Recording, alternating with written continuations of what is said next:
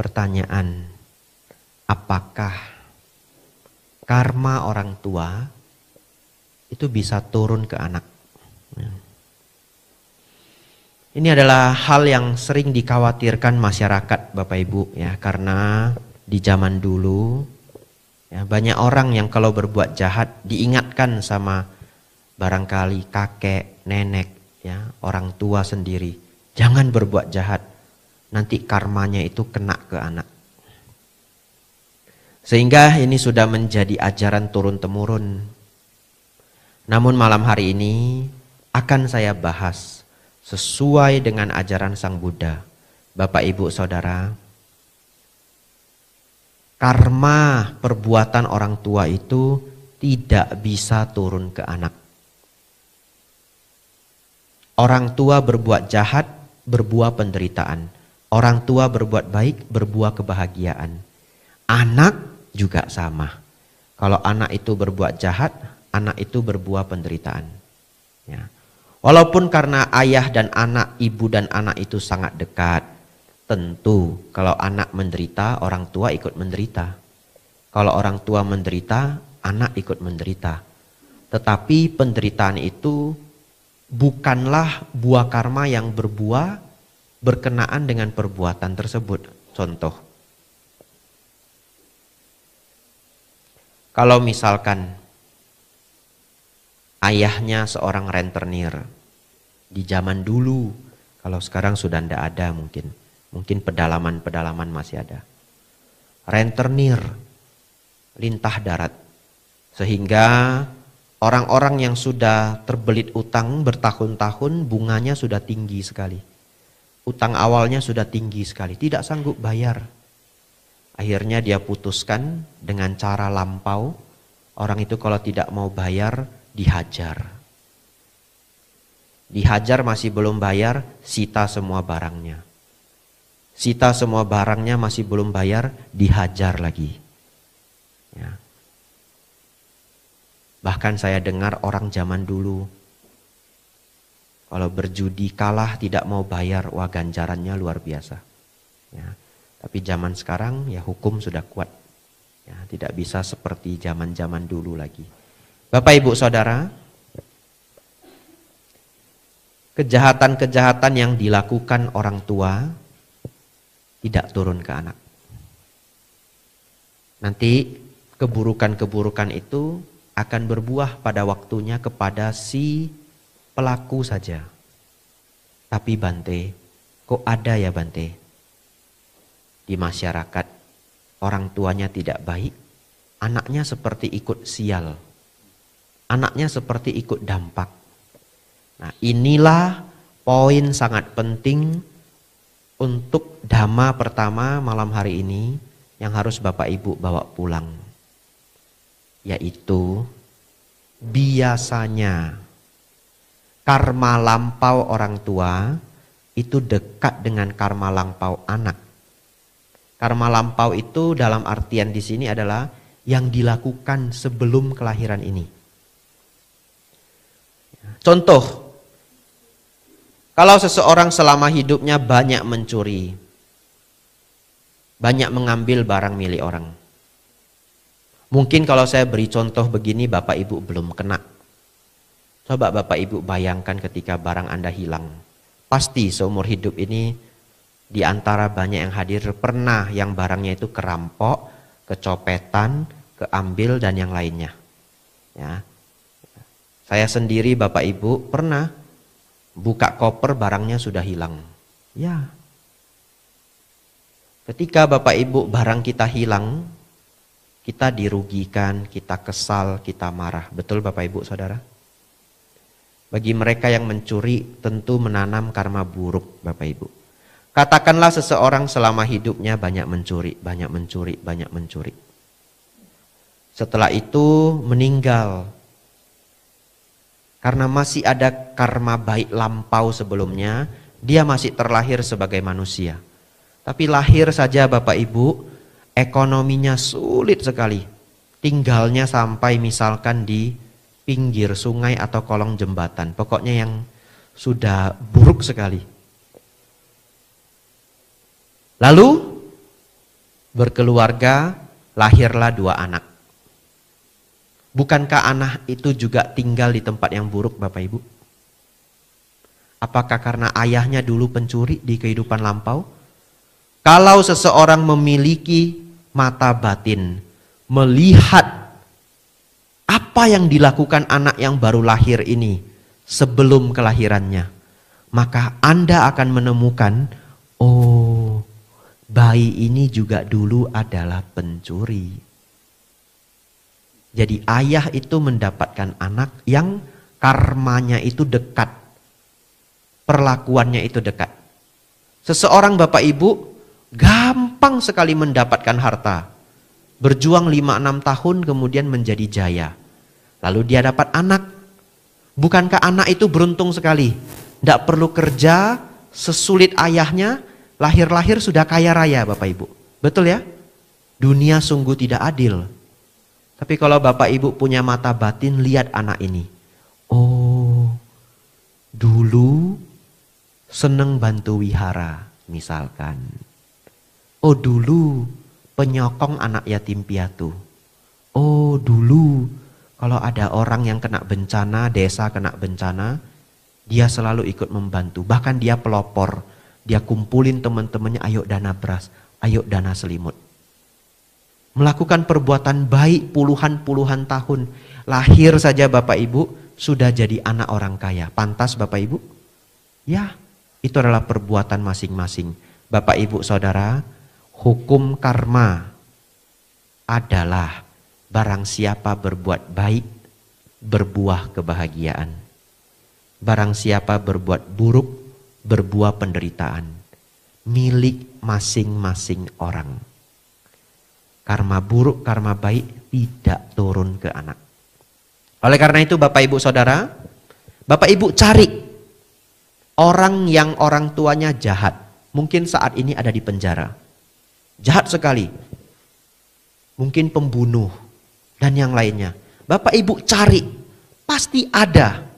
Ayahnya narapidana, anaknya jadi guru. Anaknya jadi dokter. Baik, tidak seperti orang tuanya. Betul ya Bapak Ibu? Pasti ketemu, silahkan cari. Oleh karena itu, hari ini belajar poin 1 ini Bapak Ibu mendapatkan 2, 3, 4 kebijaksanaan. Salah satunya adalah, kalau orang tuanya jahat, kita tidak juga melihat anaknya jahat. Sebagai umat Buddha kita fair, kita lihat dia sebagai dia. Ya, Bapak Ibu lihat kalau dia baik, dia orang baik. Ya, tidak peduli, mungkin kakaknya, mungkin adiknya, mungkin ayahnya, mungkin ibunya. Pertanyaan kedua Bapak Ibu Saudara. Ya, masih jam 4-an, jangan khawatir. Waktu masih banyak ya. Kalau begitu Bante, karma baik orang tua, karma bukan karma baik, karma baik dan buruk. Karma orang tua tidak bisa turun ke anak. Sekarang bagaimana patidana ini? Apa karma anak bisa naik ke orang tua? Betul ya? Sedangkan tadi Bante bilang karma kan milik masing-masing. Kalau begitu malam ini kita patidana, apakah bisa karma kita berikan kepada mereka para mendiang? Oleh karena itu Bapak Ibu Saudara, sebenarnya patidana ini adalah mengajak para mendiang ikut berbuat baik. Caranya bagaimana? Bapak Ibu hari ini datang mendukung wihara. Setidak-tidaknya hari ini datang mendengarkan dhamma. Dan itu adalah kebajikan. Kebajikan ini Bapak Ibu kita ajak para mendiang ikut bahagia. Kebahagiaan yang muncul dari batin para mendiang inilah yang disebut kebajikan melalui pikiran. Ini dia buat sendiri, tidak ada hubungannya dengan kita. Tetapi karena makhluk peta terutama sangat membutuhkan kebajikan, bahkan kebajikan melalui pikiran itu menjadi kebajikan yang penting buat mereka. Oleh karena itu Bapak Ibu Saudara, ini sembari menghafal, Sang Buddha mengajarkan ada 31 alam kehidupan. Ini kalau saya jabarkan pasti Bapak Ibu besok lupa.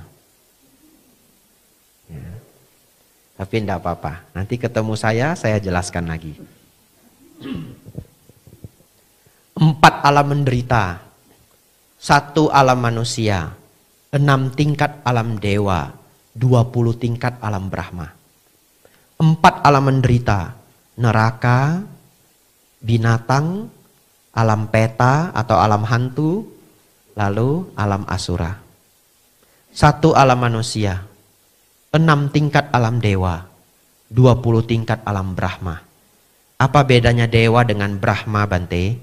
Dewa itu dicapai dengan berbuat baik dan menjaga moral.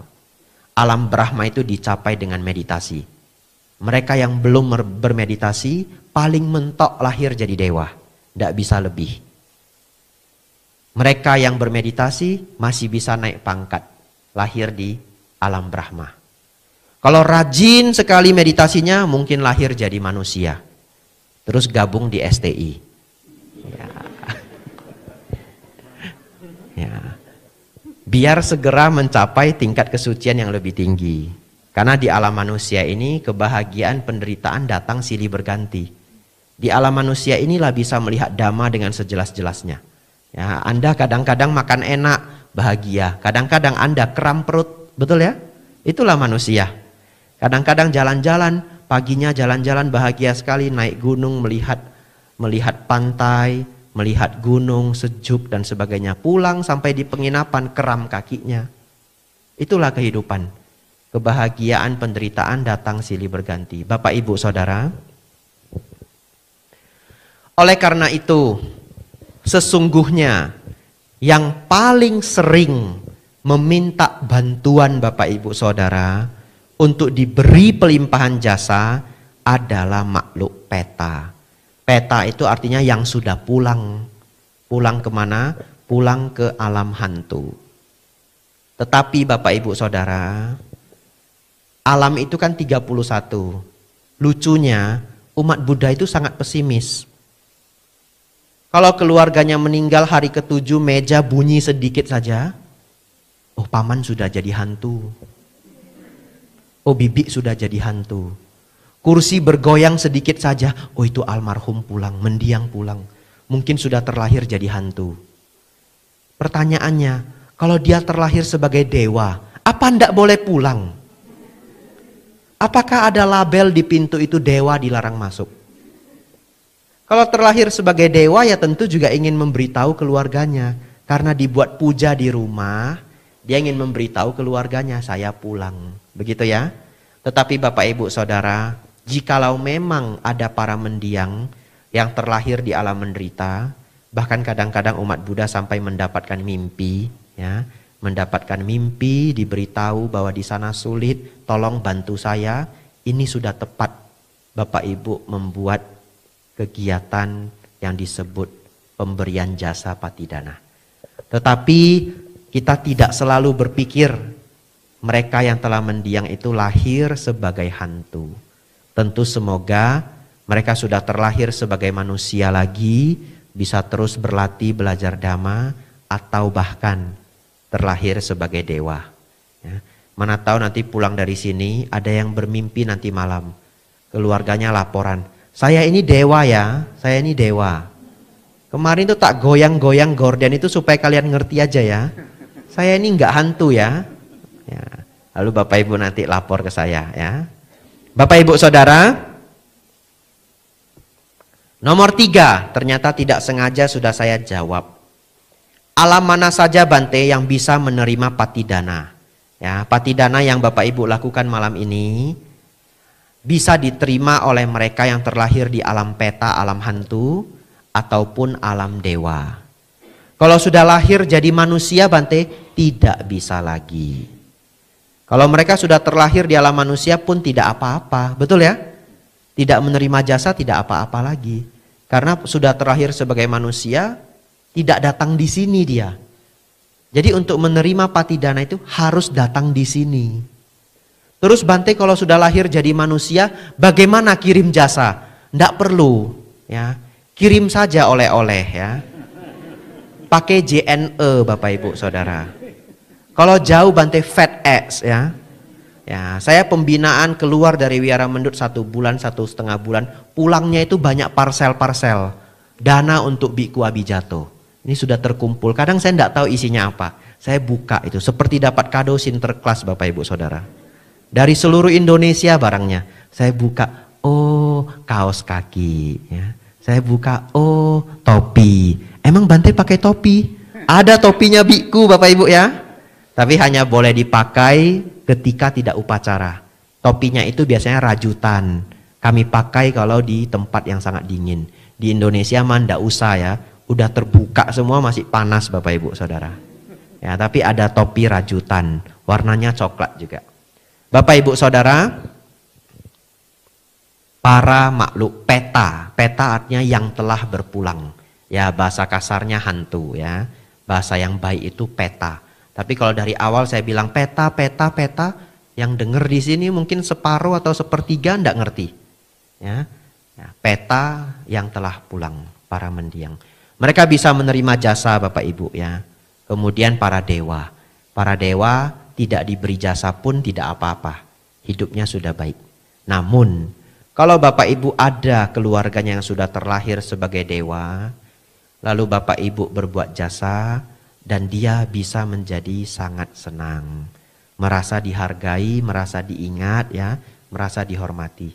Barangkali Bapak Ibu, para dewa itu lantas membantu. Tiba-tiba besok Bapak Ibu jualan buka toko, ya, pelanggannya 3 kali lipat. Begitu, ya. Ya. Para dewa itu kalau berniat itu sangat bisa membantu para manusia. 2 poin terakhir Bapak Ibu. Panjang Bapak Ibu. Tapi panjang enggak apa-apa. Hari ini saya enggak ada limitnya. Hari ini saya bebas, ya. Bapak Ibu Saudara, nomor 4. Di sini saya tulis kebiasaan negara Buddhis. Ya, ternyata Bapak Ibu Saudara, kalau di negara Buddhis, ya, di Thailand, di Sri Lanka, di Burma, di Laos, kegiatan patidana seperti ini itu bisa seminggu Bapak Ibu. Ya. Dan setiap malam itu ada biku yang membabarkan dhamma. Di Indonesia ini cukup unik. Setiap upacara patidana umumnya bantenya itu ceramah mengenai patidana. Tetapi kalau di negara Buddhis belum tentu. Bikunya ceramah dhamma. Topik dhamma apa saja boleh. Jalan mulia berunsur 8. Mungkin anicca dukkha anatta. Mungkin 8 kondisi dunia. Kenapa? Agar para mendiang mendapatkan jasa. Dan kegiatan ini bisa berlangsung selama 7 hari. Bapak Ibu Saudara, oleh karena itu, tadi saya sengaja mengulang khotbah pertama Sang Buddha. Ya. Ini saya sambil merinding, ini bulu kuduk naik semua, ya. Jadi Bapak Ibu Saudara, sengaja saya ulang khotbah pertama Sang Buddha. Karena itu adalah khotbah yang paling penting di dalam semua ajaran Dhamma. Karena ditandai dengan berputarnya roda Dhamma. Semoga, ya, kekuatan dan makna dari parita ini membawa kebahagiaan besar untuk para mendiang. Tadi saya sambil membacakan parita dengan serius Bapak Ibu. Ini bergoyang-goyang terus Bapak Ibu. Ya, karena kena AC Bapak Ibu. Ya. Tapi mungkin ada para mendiang yang memberitahu, ya, anumodana Bante, anumodana Bante. Ini khotbah luar biasa Bante. Ini pemutaran roda Dhamma Bante. Bapak Ibu Saudara, oleh karena itu poin nomor 5. Terakhir, ya, terakhir sudah.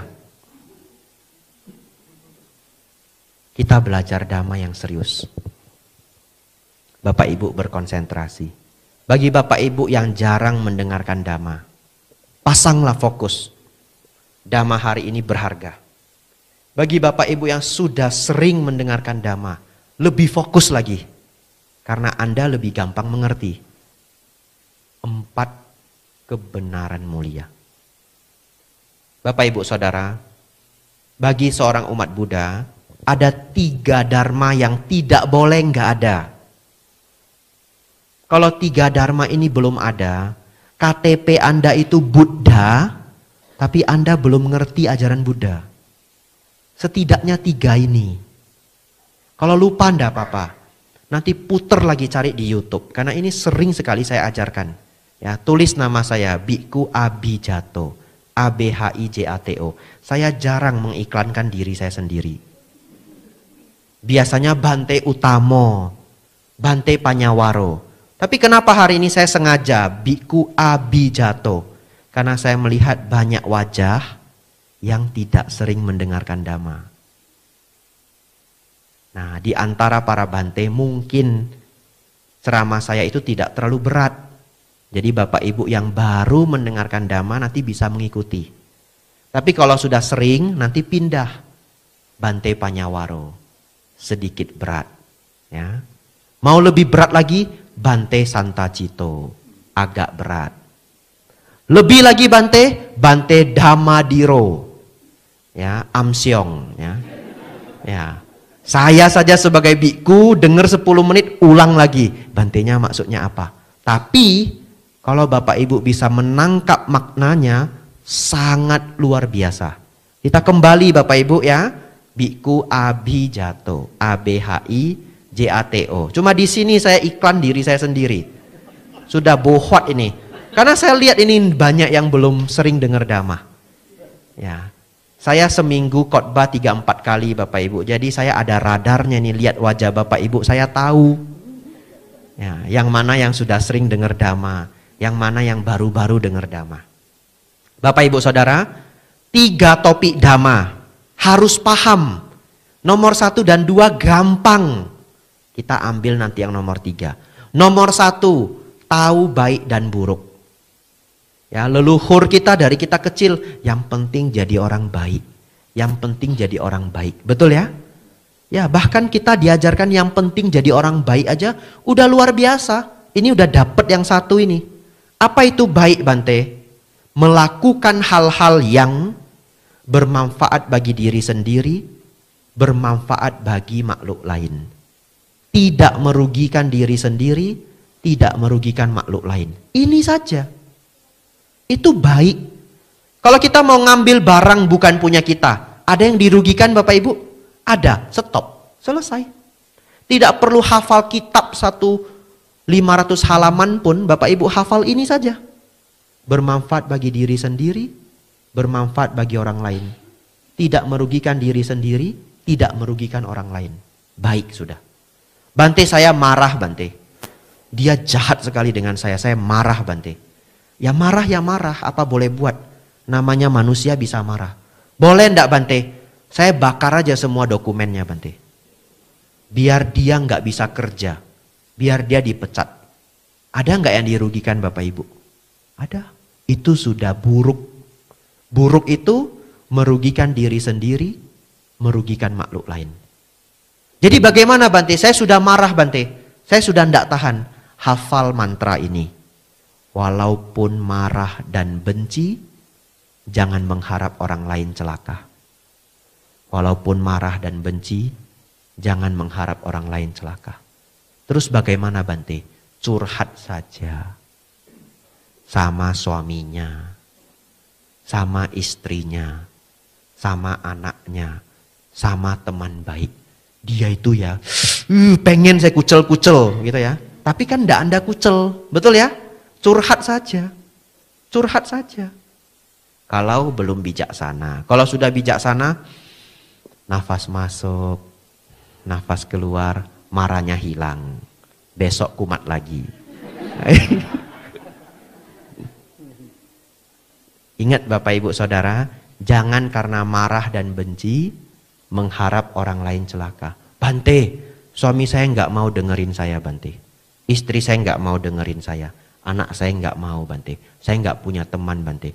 Saya harus curhat ke siapa? Curhat dah ke para biku, kecuali saya. Ya, cari dah Bante yang lain ya. Ya kadang umat terlalu sering curhat ke kami ikut stres juga Bapak Ibu ya. Ya, tapi kalau Anda tidak punya teman, tidak punya sahabat, cari para Bante. kecuali saya, gitu ya. Ya, Bante siapa Bante? Oh banyak ya. Saya nggak berani sebut juga, itu direkam nanti saya dimarahi ya. Nah, Anda cari dah ya Bante-Bante. Di Mendut ya ada biku. Saya jarang di Mendut, sekarang saya pergi saya. Ya, di Jakarta banyak biku ya. Ya. Tapi maunya sama Bante boleh? Boleh. Kalau pas saya di sini ya, buat janji dulu ya. Boleh. Bapak Ibu Saudara, baik. Pertama, mengenal baik dan buruk. Kedua, memahami hukum Kamawipaka. Gampang ini. Berbuat baik, berbuah kebahagiaan. Berbuat buruk, berbuah penderitaan. Tetapi Bapak Ibu, kadang hasilnya nggak langsung nampak. Hasilnya itu bisa lama. Tapi Bapak Ibu, kadang kalau kita masih kecil, umur 10 tahun, kita ditampar sama teman kita karena badannya lebih besar. Pertanyaan saya, di umur 45 tahun kita masih ingat enggak? Masih. Kalau tamparannya itu sangat menyakitkan. Satu ketika orang ini jadi pejabat. Satu ketika orang ini jadi orang penting. Tiba-tiba ketemu musuhnya di umur 10 tahun. Saat itu mungkin dia menjadi hakim. Tiba-tiba musuhnya yang umur 10 tahun itu nampar dia, Bapak Ibu. Sudahlah. Bapak Ibu pernah baca itu bulir-bulir undang-undang toh? Hukuman maksimal 15 tahun, denda 500 juta. Itu kan maksimal Bapak Ibu Saudara. Itu tergantung pemikiran dari para jaksa, hakim, dan pembela. Tapi begitu mengingat umur 10 tahun ya, tamparan ini ya, maksimal langsung rata kanan semua Bapak Ibu Saudara. Kata pembela, ini pantasnya hanya 7 tahun. Tidak, ini 15 tahun. Denda 500 juta. Kenapa maksimal? Nampar saya dulu. Nah, iya. Bila perlu dicari lagi undang-undang lain. Ya. Padahal dia menghinanya itu di pasar Bapak Ibu Saudara. Kena undang-undang ITE. Kok bisa? Ada CCTV. Pokoknya kalau sudah kerekam tersebar di digital, nambah undang-undangnya. Apa alasannya? Dulu dia nampar saya. Kenapa saya cerita contoh begitu Bapak Ibu? Waktu saya kelas 1 SD, saya ditampar oleh wali kelas saya. Karena saya sakit 4 hari. Saya demam 4 hari Bapak Ibu Saudara. Demam yang benar-benar demam. Datang ke sekolah, guru ini memang galak sekali. Saya absen 4 hari. Kenapa kamu nggak datang 4 hari? Sakit Bu. Wah, tamparannya langsung mendarat. Beneran. Sekarang saya umur 30-an, saya ingat Bapak Ibu ya. Ingat apa Bante? Janganlah karena marah dan benci. Mengharap ibu itu celaka. Begitu ya. Bukan yang undang-undang itu Bante. Bukan ya. Direkam itu. Jejak digital ya. Ya Bapak Ibu Saudara, ini sebagai cerita tapi penting. Janganlah menjahati orang lain. Ya, barangkali tamparan kita hanya tangan yang ringan. Memukul anak SD kelas 1. Tapi anak itu sampai sudah jadi biku pun dia masih ingat. Ya saya cuma ingat aja, nggak dendam ya. Kalau ketemu pasti saya panggil, selamat pagi Bu, terus pergi ya. Bante saya mau konsultasi, oh ini maaf banyak kegiatan nih Patidana Solo. Ada Patidana Solo Bu, mohon maaf. Cuma 5 menit Bu, belum buat bahannya. Nggak sempat. Nanti ya ngantri ya. Ya karena dalam hati saya tamparan ketika 1 SD itu. Bapak Ibu Saudara, nomor 1, memahami baik dan buruk. Nomor 2, paham hukum karma. Setiap yang kita perbuat ada buahnya. Hati-hati, buatlah yang baik-baik. Bahagiakan orang lain, sehingga buahnya kebahagiaan. Berbuat jahat, buahnya penderitaan. 2 selesai Bapak Ibu ya. 1 yang terakhir, 4 kebenaran mulia. Siap-siap ya. Lembur hari ini Bapak Ibu Saudara. Ya, panjang ini Bapak Ibu ya. Tapi jamnya mati, jadi enggak apa-apa. Yang pertama, saya mengharap Bapak Ibu hafal ya. Setelah hafal baru saya jelaskan. Memang awalnya kalau Bapak Ibu belum pernah dengar, sulit memahami. Hafal saja. Ya, hafal saja. Satu, adanya dukkha. Bukan duka bahasa Indonesia. Dukkha bahasa Pali. Adanya dukkha. Dua, sebab dukkha. Dua dulu. Ya. Satu, adanya dukkha. D-U-K-K-H-A. Apa itu dukkha, Bante? Penderitaan dan ketidakpuasan apabila dilekati. Ya. Apabila ada kemelekatan. Bapak Ibu Saudara, kehidupan manusia Bapak Ibu tidak bisa luput dari dukkha, penderitaan dan ketidakpuasan. Apalagi disertai kemelekatan. Saya beri contoh. Dukkha yang Bapak Ibu tidak bisa hindari termasuk saya. Sakit, tua dan mati. Betul Bapak Ibu? Ini tidak bisa kita hindari. Selanjutnya ketidakpuasan. Apapun yang Bapak Ibu sudah punya, seringnya pengen yang lain lagi. Ya. Makanan yang Bapak Ibu suka, Bapak Ibu makan setiap hari, bosen. Pengen yang lain lagi. Ya. Bapak Ibu menabung, bisa beli mobil yang bagus. Mobil baru. Setelah 3-4 tahun, apakah kesenangan memiliki mobil itu sama seperti hari pertama? Tidak. Kebahagiaan dari barang materi ini menguap. Menguap itu artinya berkurang sedikit-sedikit. Berkurang sedikit-sedikit. Setelah mobil yang 4 tahun yang lalu itu hari pertama mobil itu datang kita senengnya minta ampun. Tidur aja susah Bapak Ibu ya. Apalagi mobil pertama, belum kotor sudah dicuci. Ya, baru dicuci lagi Bapak Ibu Saudara. Ya. Lalu dikasih segala macam hal supaya mengkilau. Setelah 3-4 tahun, kenapa tidak seperti hari pertama lagi? Karena kebahagiaan, kesenangan dari barang materi ini membiasa. Kesenangan kebahagiaan itu menguap. Itu yang disebut tidak terpuaskan. Yang Bapak Ibu miliki di dunia ini, semua barang materi ini tidak terpuaskan. Malahan membawa masalah-masalah, apalagi disertai kemelekatan. Bapak Ibu Saudara, bulir yang kedua. Sebab dari penderitaan, sebab dari ketidakpuasan ini adalah tanha, nafsu keinginan. Jadi Bapak Ibu Saudara, saya ulangi ini baik-baik. Ini filosofi yang mendalam Bapak Ibu. Sebab dari penderitaan kita sesungguhnya adalah nafsu keinginan kita sendiri. Bapak Ibu sadar tidak? Kalau Bapak Ibu beneran dengerin saya bulir yang kedua ini, apa yang baru Bapak Ibu sadari? Yang baru Bapak Ibu sadari adalah semua penderitaan yang kita alami itu dari kita sendiri. Bukan dari dia, dari mereka. Tapi dari diri kita sendiri. Saya waktu 1 SD ditampar sama guru saya. Kalau saya masih dendam, menderita enggak Bapak Ibu? Menderita. Saya tidak dendam lagi. Bagi saya kesalahpahaman itu wajar terjadi. Mungkin sebelumnya guru itu ditipu sama anak yang bandel, betul ya? Pura-pura absen 4 hari, ternyata pergi main-main.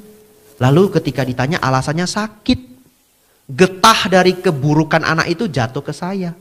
Tapi sesungguhnya kan karma buruk saya hanya berbuah, betul ya? Namanya hidup saya juga membawa karma baik, membawa karma buruk. Ditampar ibu itu saya hanyalah sial. Kalau saya bisa berpikir begitu Bapak Ibu, kedendaman itu akan hilang.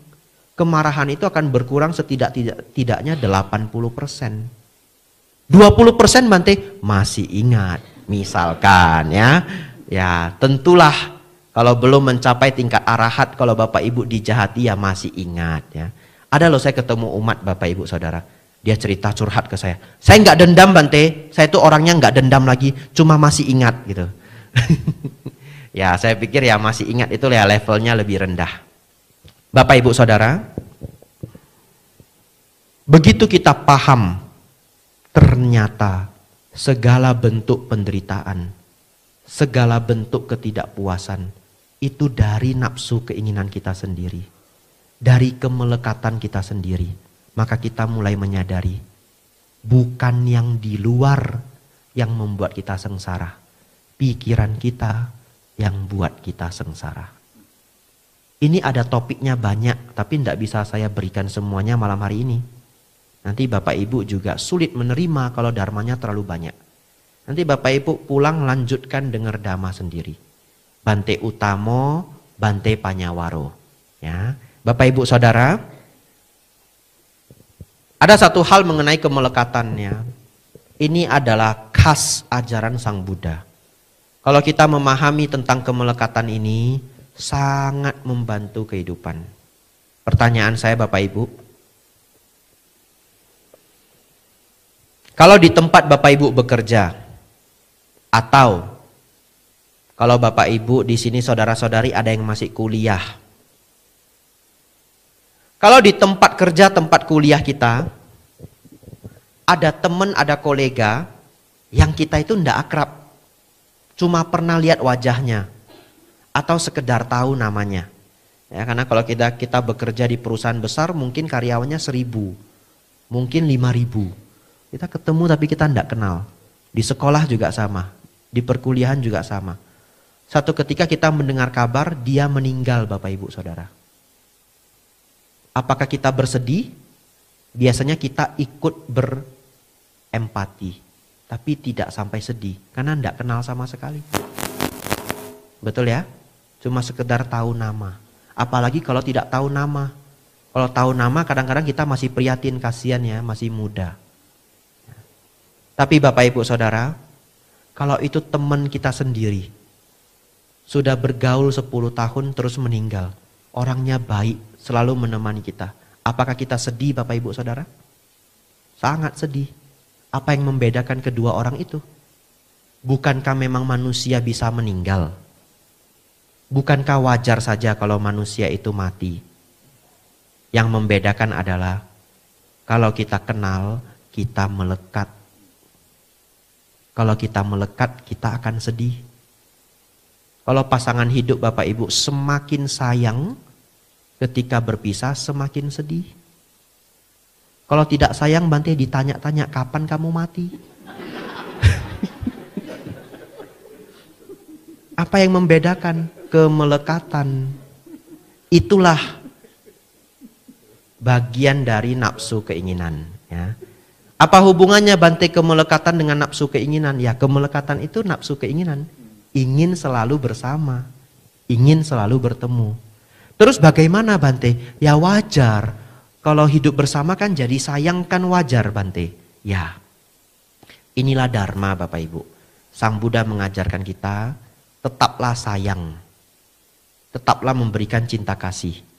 Tapi pelan-pelan kurangilah kemelekatan. Bagaimana caranya Bante? Bapak Ibu dengar baik-baik. Bapak Ibu akan maksud, akan paham apa yang ingin saya sampaikan.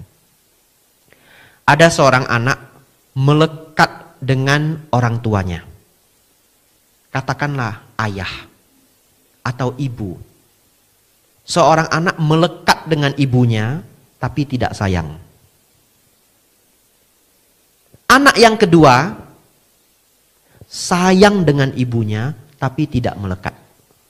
Mari kita beri contoh. Anak yang pertama tidak sayang tapi melekat. Setiap hari Bapak Ibu, dia juga tidak pernah beliin apa-apa untuk orang tuanya. Kalau makan yang enak, makan sendiri. Kalau gajian, senang-senang sendiri. Kalau bicara dengan orang tuanya, ngebentak. Kalau diberi nasihat, melawan. Kalau sudah pergi, tidak pulang, tidak menelepon orang tuanya. Sayang Bapak Ibu? Enggak. Kalau sayang seperti apa? Bayangkan saja kalau sayang itu seperti baru pacaran. Sudah makan belum? Belum, Grab langsung datang. Itu namanya sayang. Jadi bukan berarti nggak pinter sayang, memang nggak mau sayang. Betul ya? Tidak sayang orang tua Bapak Ibu. Tiba-tiba ibunya meninggal. Setelah ibunya meninggal, dia nangis sekencang-kencangnya. Dia sedih luar biasa. Pertanyaan saya, kalau ndak sayang kenapa sedih? Itulah kemelekatan. Lalu anak yang kedua, orang lain. Ini ceritanya fiksi, ya, simulasi saja. Jangan dicari orangnya. Ya, itu Bante, yang jahat itu yang itu, anak yang itu, bukan ya. Anak yang kedua Bapak Ibu, sayang orang tuanya. Ini saya lihat sendiri beberapa minggu yang lalu. Saya lihat sendiri, tidak bisa saya kasih tahu siapa, tidak boleh, karena ini direkam. Ya, saya lihat sendiri, sangat sayang orang tua, tapi tidak begitu melekat. Bukan tidak melekat ya, tidak begitu melekat. Yang tidak melekat itu para arahat. Ya, para arahat itu bisa tidak melekat. Kalau yang belum arahat ya pasti sedih, betul ya? Bapak Ibu Saudara, ini ada seorang anak sayang banget orang tuanya. Ketika saya tinggal di Thailand, dia bawa orang tuanya ke Thailand jalan-jalan nemui saya. Orang tuanya sangat senang ke wihara. Dia jauh-jauh hari sudah janjian sama saya. Bante kapan ndak sibuk Bante, tanggal ini boleh ndak? Orang tua saya mau ke Bangkok. Ya boleh, silahkan. Lalu orang tuanya dibawa sampai ke Wat Bowon, saya bawa ke altar, saya bawa keliling wihara, orang tuanya senang sekali. Orang tuanya senang dana makan Bapak Ibu, dana makan ke biku. Ketika saya pulang ke Jakarta, pertama kali pulang kembali ke Indonesia, cepet-cepet anaknya ini minta janji ke saya. Bante boleh ndak Bante makan satu kali di rumah saya? Boleh. Ternyata ayahnya senang sekali Bapak Ibu. Ayahnya bawa saya ke lantai 3 atau lantai 4 saya lupa. Di sana ayahnya punya altar. Ayahnya Bapak Ibu Saudara hafal setiap rupang-rupang kecil itu siapa yang ngasih. Bante, ini dulu dari Bante Sukemo. Ayahnya sudah sepuh. Bante, ini kalau Bapak Ibu ke India kadang-kadang itu jual itu kertas-kertas hologram ya, yang warna-warni cantik-cantik itu di India tidak mahal Bapak Ibu, paling 10.000, beneran. Nah saya itu adalah biku yang kemana-mana nggak bawa apa-apa untuk umat Bapak Ibu. Mohon maafkan saya ya. Karena saya sekali keluar itu bawa satu koper sama satu tas bisa 1,5 bulan. Jadi koper saya itu cuma ngisi kebutuhan saya, buku-buku, jubah dan yang lainnya. Ya, jadi saya tidak bawa oleh-oleh Bapak Ibu. Tapi ternyata dari situ saya sadar, ternyata pemberian para biku yang 1 lembar hologram, kalau beli di India 10.000 ternyata dikenang oleh orang. Saya tersentuh sekali. Bante, ini Bante dari biku siapa yang kasih? Dari Sri Lanka Bante. Ini dari siapa? Jadi altarnya itu banyak arca-arca kecil. Bapaknya hafal semua Bapak Ibu. Sekitar sebulan atau 3 sebulan, sebenarnya sudah sebulan, bapak itu meninggal. Begitu mendengar bapak itu meninggal ya, karena saya dekat dengan anaknya, saya sebenarnya capek juga, jadwal saya pas sekali. Ada 1 hari untuk saya istirahat, 1 hari itu saya korbankan, saya berangkat ke Jakarta.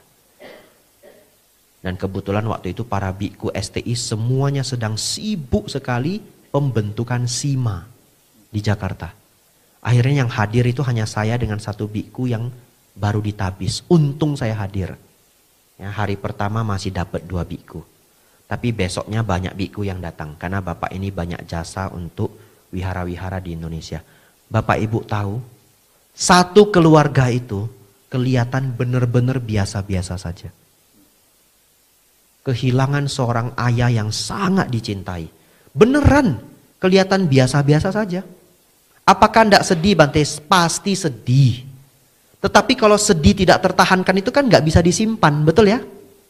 Berarti sedihnya dia itu mungkin hanya 30% sedihnya orang lain. Dan melihat para biku hadir, anaknya cuma bilang, saya datang 2 kali, hari pertama dan hari ketiga. Hari ketiga saya datang, anaknya lapor ke saya, Bante Panyawaro kemarin datang, Bante Joti Damo datang, Bante Atadiro datang. Ya, sudahlah, Papa sudah pasti senang. Bisa senyum Bapak Ibu. Inilah yang dinamakan sayang, tapi tidak terlalu melekat. Semoga Bapak Ibu belajar dari simulasi ini. Ya. Janganlah tidak sayang tapi melekat. Kalau sayang tapi melekat, ya masih 50-50 dah. Masih oke lah ya. Ini sudah nggak mau sayang tapi mau melekat. Selama hidup tidak sayang, ketika pergi dia yang paling kencang nangisnya. Belajarlah sayang. Kurangi kemelekatan. Bagaimana caranya Bante ngurangi kemelekatan? Tidak ada ilmu yang lain. Sering mendengarkan dhamma. Karena saya sendiri itu baca buku dhamma 1,5 tahun, baru saya merasa kemarahan saya berkurang, kemelekatan saya berkurang ketika saya masih umat. Ya, saya belajar dharma 4-5 tahun sebelum saya jadi samanera. Tapi efeknya itu benar-benar terlihat 1,5 tahun setelah saya sangat rajin belajar dhamma. Pulang dari sini Bapak Ibu, kembangkanlah kebiasaan.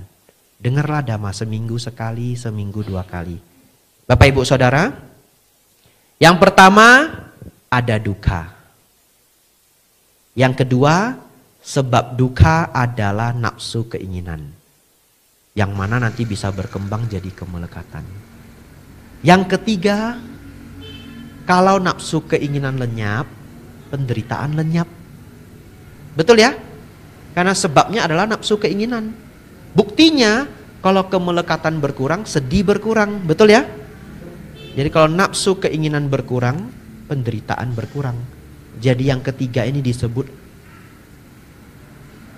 lenyapnya duka. Ya, lenyapnya duka ini kita sebut pencapaian nibbana.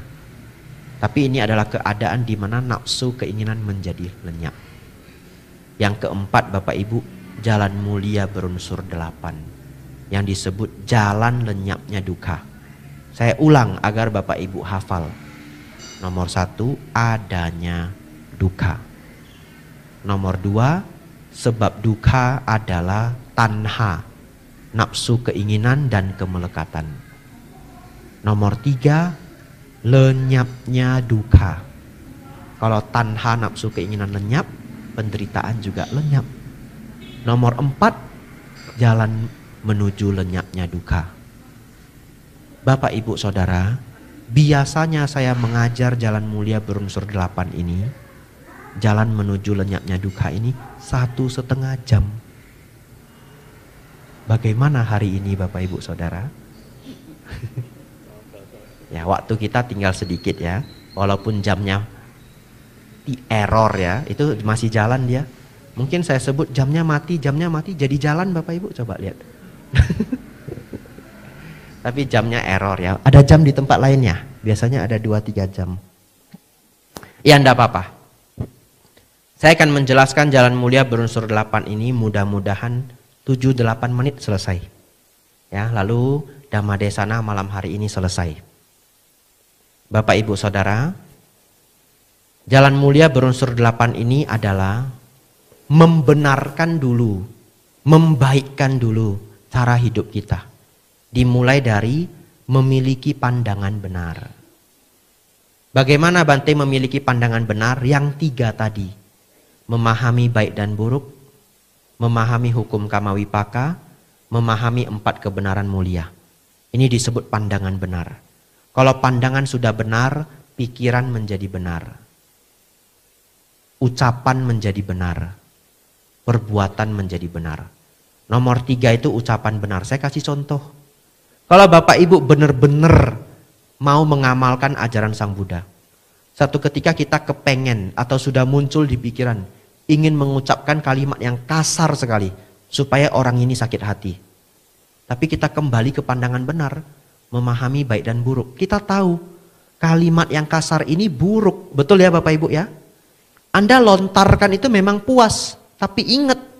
Orang ini nanti 50 tahun yang akan datang masih ingat kalimat kita. Betul ya? Oleh karena itu memiliki pandangan benar, pikiran menjadi benar, ucapan mulai menjadi benar. Ketika ucapan sudah menjadi benar, perbuatan menjadi benar. Cara hidup menjadi benar. Jadi 5 ini Bapak Ibu gampang ngafalnya. Bapak Ibu nanti sudah lupa pun tidak apa-apa. Yang penting Bapak Ibu tahu kalau pandangan benar, semua cara hidup saya jadi benar. Ucapan, pikiran, pandangan, pekerjaan jadi benar semua. Itulah 5 poin pertama jalan mulia berunsur 8. Nomor 6, 7, dan 8 tidak bisa saya jelaskan malam hari ini. Ini adalah mengenai meditasi. Tapi sebenarnya 3 ini agar pikiran batin kita menjadi damai.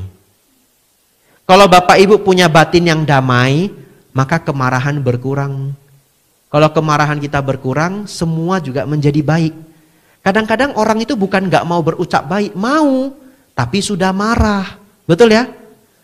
Bante saya bukan gak ngerti, Bante saya ngerti, tapi marah, Bante gak bisa kontrol lagi. Oleh karena itu kontrolnya harus ditambah. Kontrolnya itu apa?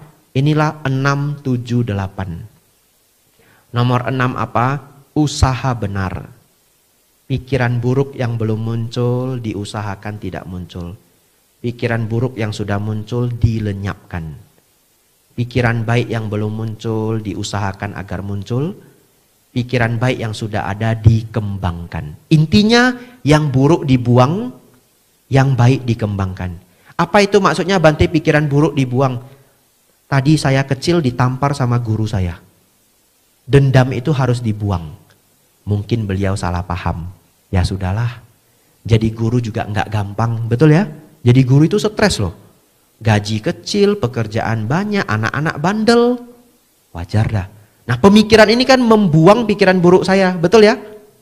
Bagaimana mengembangkan pikiran baik? Ya sudahlah, karma buruk saya berbuah. Wajar saja. Wong jalan di jalan raya itu aja bisa kesenggol batu.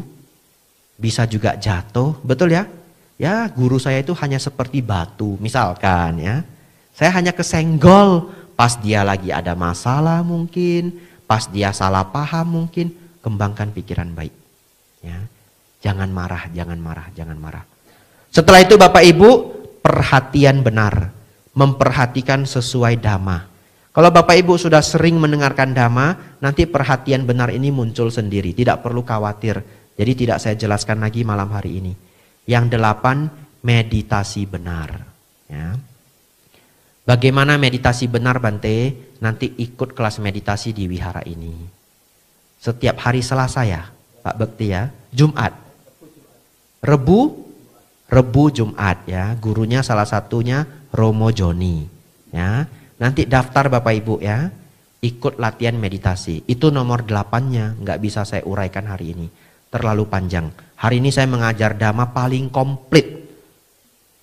Selama saya menjadi biku, kegiatan patidana itu tidak pernah ada dhamma sekomplit ini. Baru malam hari ini. Ya, tahun-tahun sebelumnya kalau patidana saya bahas apa? Bahas hantu Bapak Ibu. Ya, karena orang memang senang dengerin hantu.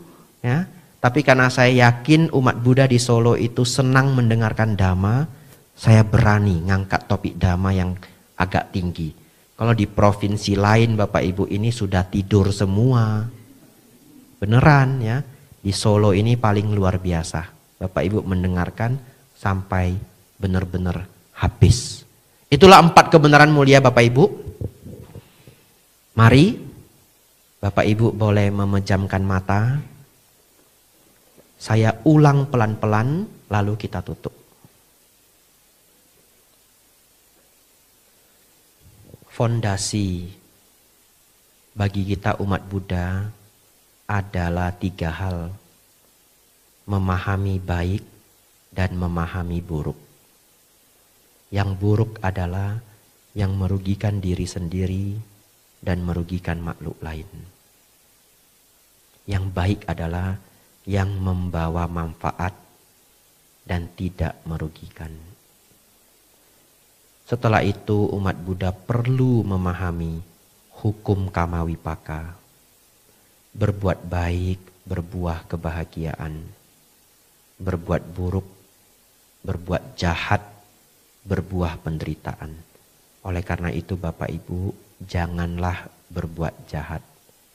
Walaupun marah dan benci, janganlah mencelakakan orang lain. Janganlah mengharapkan orang lain celaka.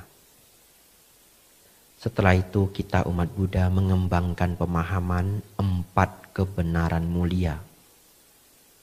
Yang pertama adalah hidup ini penuh penderitaan dan ketidakpuasan apabila ada kemelekatan.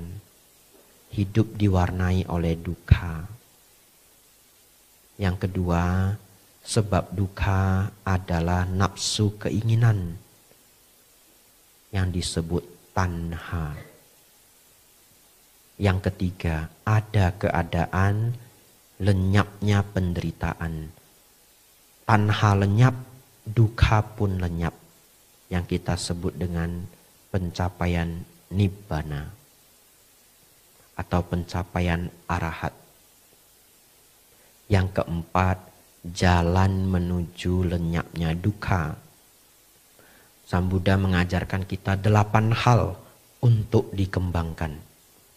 Pandangan benar, pikiran benar, ucapan benar, perbuatan benar, penghidupan benar, usaha benar, pikiran buruk yang belum muncul diusahakan tidak muncul. Pikiran buruk yang sudah ada dilenyapkan. Pikiran baik yang belum muncul diusahakan agar muncul. Pikiran baik yang telah ada dikembangkan. Setelah itu umat Buddha senang mendengarkan Dhamma. Akan muncul perhatian benar. Memperhatikan sesuai dengan Dhamma. Dan yang kedelapan, mengembangkan meditasi.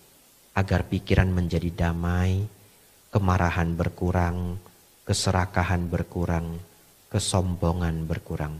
Seseorang umat Buddha yang mempraktikkan ini akan berhasil mencapai sampai tingkat nibbana. Semoga Bapak Ibu Saudara dan para mendiang yang dapat ikut mendengarkan Dhamma malam hari ini, semuanya dengan kebajikan yang luar biasa besar ini, terkondisi bebas dari kebencian, bebas dari penderitaan, terkondisi lahir di alam bahagia, di alam surga bagi para mendiang. Sedangkan untuk Bapak Ibu semuanya, semoga semakin maju dalam Dhamma, maju dalam kehidupan,